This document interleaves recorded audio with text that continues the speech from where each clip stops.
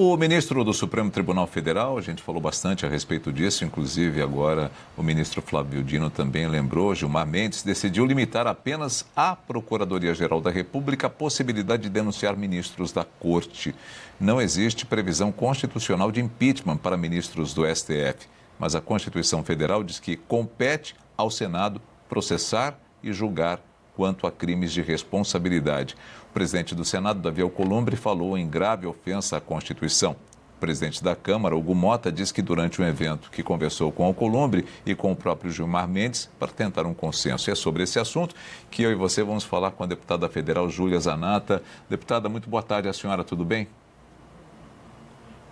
Boa tarde, obrigada pela oportunidade, obrigada a todos os telespectadores que nos acompanham. Estou à disposição de vocês. Houve uma pergunta agora há pouco, numa palestra da qual participava o ministro Gilmar Mendes, ali na saída dele do local.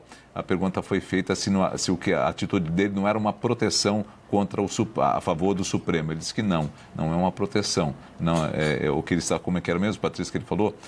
Proteção à Constituição. Uma proteção à Constituição, inclusive a todos os parlamentares. Enfim, eu queria que a senhora falasse a respeito disso. Ainda é uma decisão liminar, monocrática, mas de qualquer forma toma à frente ali o que a gente ouviu agora o ministro Flávio Dino falando também a respeito de que isso traz problemas até para o próprio Supremo. É absolutamente escandaloso, mais uma vez, um ministro da Suprema Corte praticamente adiantar seu posicionamento sobre um assunto que está em curso em votação, ou a votação na Suprema Corte, né? Se é um magistrado de primeiro grau que faz isso, o CNJ com certeza iria para cima desse magistrado. Então, nós estamos vendo uma espetacularização do Supremo Tribunal Federal, uma politização do Supremo Tribunal Federal, dos ministros, né, na verdade, que o compõem, cada vez mais forte.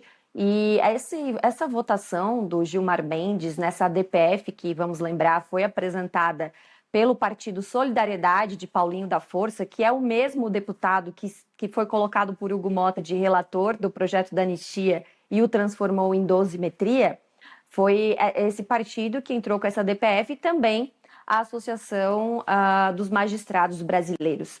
E aí, no voto de Gilmar Mendes, ele diz que somente quem pode pedir impeachment de um ministro do Supremo é a PGR, né? É a PGR, tirando mais uma vez a competência do Congresso Nacional. Eu achei muito tímida a manifestação de Alcolumbre e também Hugo Mota ao dizer que vai tentar um consenso, porque não há consenso faz muito tempo no equilíbrio entre os poderes. Nós sabemos que o Supremo Tribunal Federal, os ministros do Supremo Tribunal Federal, porque o Supremo Tribunal Federal é uma instituição valiosa para a democracia, mas hoje os seus ministros, muitos ministros do Supremo Tribunal Federal, diria alguns com maior grau, outros com menor grau, eles estão se sentindo realmente a própria Constituição, estão se sentindo acima da lei e estão se sentindo acima daqueles que detêm o voto popular, né? Que as pessoas vão lá na urna votar em nós e estão utilizando da democracia para subverter a democracia.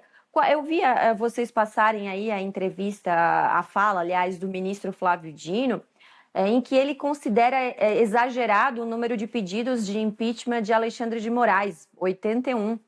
Né? Pois quem vai determinar o que é um número normal, ou o que é um número excessivo, ou o que é um número além da conta? Isso não existe numa democracia. As pessoas, qualquer um pode protocolar um pedido de impeachment. E isso é da própria democracia. E só quem tem a prerrogativa de pautar é o presidente do Congresso Nacional, o presidente do Senado. Né? Hoje, quem ocupa essa cadeira é Davi Alcolumbre. Agora, vão querer criminalizar até a quantidade de pedidos de impeachment que a gente tem.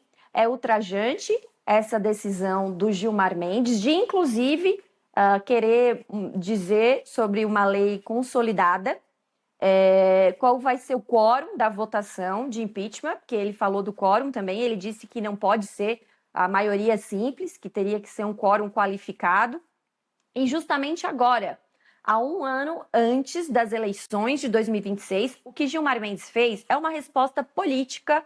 Por quê? Porque ele sabe que nós temos a chance, a centro-direita tem a chance do ano que vem, emplacar o maior número de cadeiras no Senado. Então, é uma resposta política. E eu vi ontem, inclusive, alguns membros da imprensa, da grande mídia, dizendo que essa altitude de Gilmar Mendes seria uma tentativa de barrar o golpe que estaria sendo feito dentro do parlamento e de que ministros do Supremo iriam monitorar discursos eleitorais de senadores que usassem impeachment de ministro como bandeira para a próxima eleição.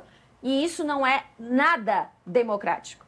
Agora, deputada, o ministro Gilmar Mendes, mais cedo, agora há pouquinho, ele foi questionado ali pelos jornalistas se é um tipo de liminar que protege o Supremo, e ele disse que, na verdade, seria uma atualização da lei, né, da Constituição, que tem ali as regras para o impeachment, que vem de um período de 1950. Na sua opinião, o que poderia ser feito para atualizar, então, a lei em relação ao impeachment, ou do jeito que está, opera da forma correta, e como isso vem impactando na harmonia entre os poderes?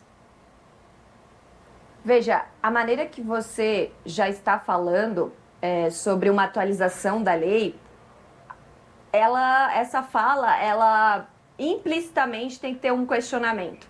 Porque quem é legitimado para atualizar uma lei é o Congresso Nacional, aqueles que foram eleitos pelo povo. O Supremo Tribunal Federal, os ministros do Supremo têm se metido em absolutamente tudo. E é muito conveniente pegar um amigo lá da Câmara que comanda um partido e dizer, faça uma DPF aqui que eu vou responder aqui dessa forma. Isso é a politização do judiciário nua e crua. Eu assisti ali, falando ainda da declaração de Flávio Dino, dizendo que o ministro Alexandre de Moraes talvez seja um perseguido. Meu Deus do céu! Meu Deus do céu! Eles vivem em um mundo paralelo, certo? Ou eles realmente debocham da Câmara, do Senado Federal, de todos os senadores, de todos os deputados federais, porque não é normal para um deputado, para um senador, para a imprensa que exerce uma função muito importante na democracia, achar que está tudo certo o ministro do Supremo, Gilmar Mendes, um ano antes da eleição, querer mudar a lei do impeachment justamente porque está sendo aventado que existem autoritarismos, arbitrariedades, exageros por parte de ministros do Supremo Tribunal Federal, né? Inclusive, isso está sendo falado internacionalmente, não somente aqui no Brasil. E aí ele vem e diz, não, opa, está na hora de atualizar a lei. Quem decide isso é o Congresso Nacional. E o Congresso Nacional tem autoridade para atualizar quando quiser. E não precisa um ministro chegar e dizer, agora é o momento. Isso é a prova do desequilíbrio total entre os poderes, da falta de respeito, da sensação de impunidade por parte de quem deveria proteger a Constituição, mas se acha a própria Constituição.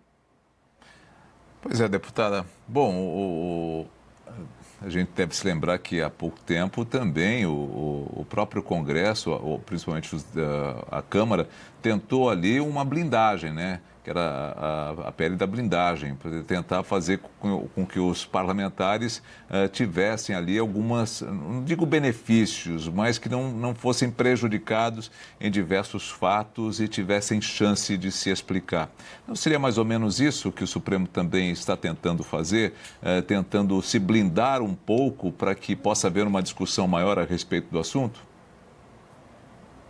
Olha, com certeza essa seria a blindagem do Supremo Tribunal Federal. Só faltou o ministro dizer que quem vai decidir sobre impeachment de ministro são os próprios ministros, ou seja, eles são os autores, os julgadores, eles são tudo da democracia, eles são os deuses da democracia da maneira que estão agindo alguns ministros. E isso não é democrático, essa decisão.